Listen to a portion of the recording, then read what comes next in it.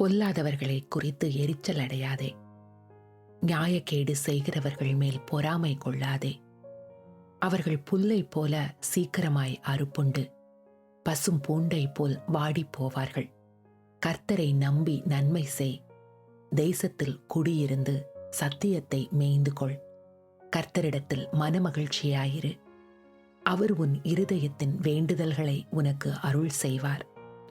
உன் வழியை கர்த்தருக்கு ஒப்புவித்து அவர் மேல் நம்பிக்கையாயிரு.